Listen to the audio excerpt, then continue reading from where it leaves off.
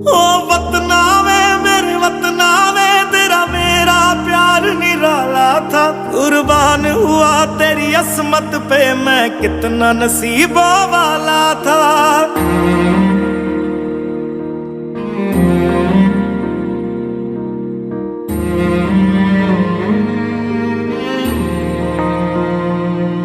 तेरी मिट्टी में मिल जावा गुल बन के मैं खिल जावा।